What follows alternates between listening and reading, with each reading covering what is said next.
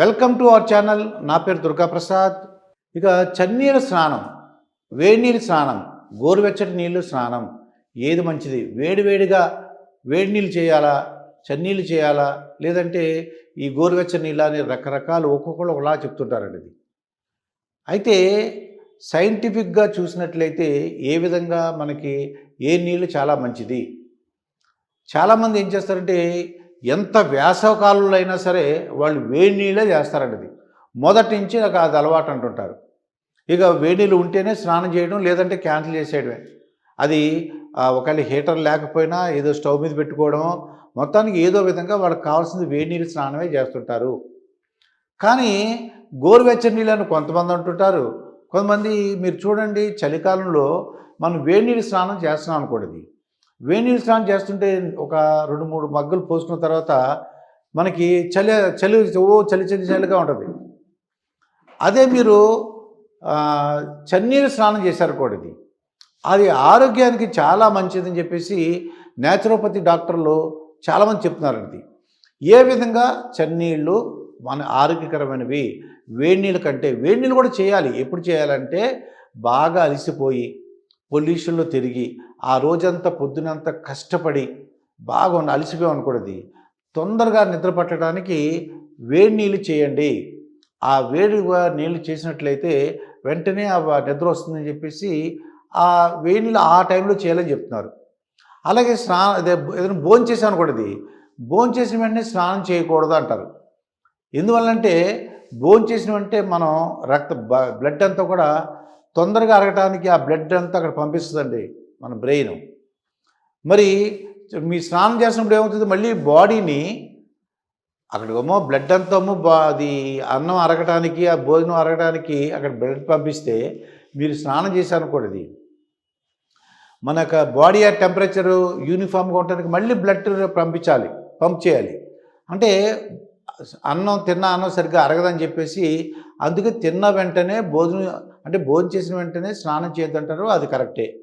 మరి చన్నీళ్ళ స్నానం వల్ల లాభాలు ఏంటంటే ఎంత ఉపయోగం ఉందని చెప్పేసి వాళ్ళు నేచురోపతి డాక్టర్లు చెప్పేది విషయం ఏంటంటే, ఎప్పుడైతే మనం చన్నీళ్ళ స్నానం చేసామో, అది చలికాలమైనా, అది వేసవికాలమైనా, వర్షాకాలమైనా, ఎప్పుడైతే మనం అది చన్నీళ్ళ స్నానం చేసామో మొత్తం ఏముంది, బాడీ చల్లగా అయిపోయింది అనుకుంటుంది.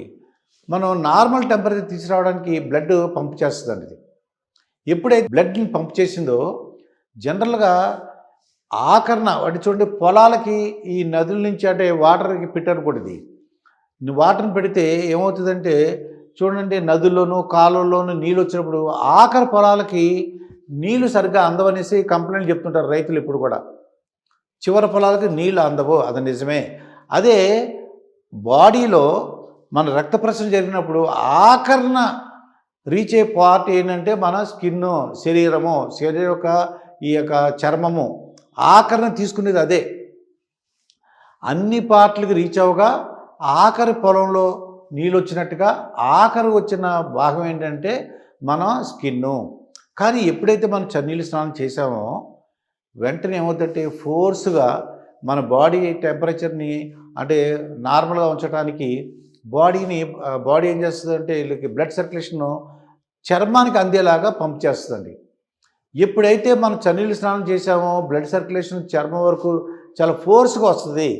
వచ్చేసరికి మన స్కిన్ గ్లో ఉంటుందటండి. స్కిన్ గ్లో ఉంటుంది, హెల్దీగా ఉంటుంది, మీకు స్కిన్ డిసీజెస్ రావు.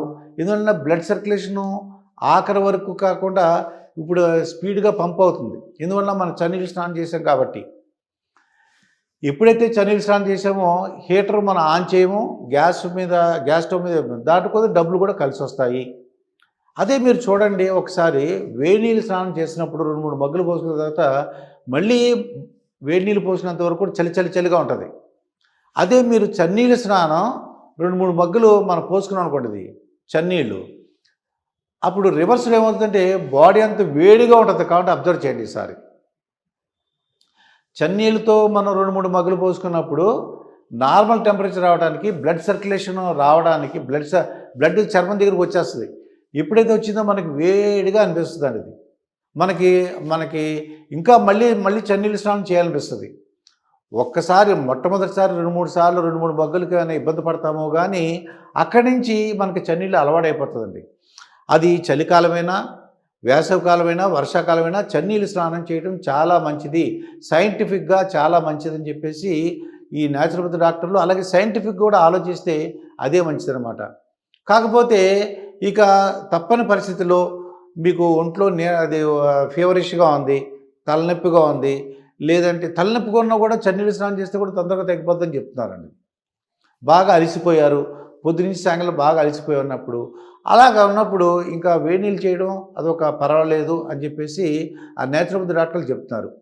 మీరు కూడా చూడండి, చన్నీళ్ళ స్నానం చేయడానికే మీరు ప్రిఫరెన్స్ ఇవ్వండి. అది మార్నింగ్ అయినా, మధ్యాహ్నం అయినా, ఎప్పుడు స్నానం చేసినా సరే, నైట్ అయినా సరే, అది చాలా మంచిదది.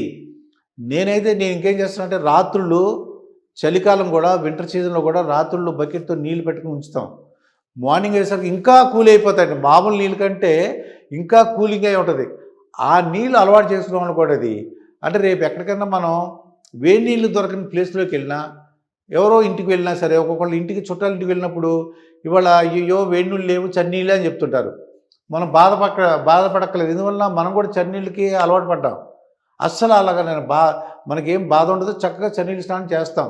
వేడి నీళ్ళ గురించి వెయిట్ చేయాల్సిన అవసరం లేదు.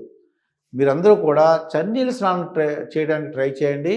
మీకు చర్మం అంతా ఆరోగ్యకరంగా ఉంటుంది, హెల్తీగా ఉంటుంది. అంటే షైన్ అవుతుంటూ ఉండదని చెప్తున్నారు. మరొక అంశంతో మీ ముందుంటాను. మీ మాస్టర్ దుర్గాప్రసాద్.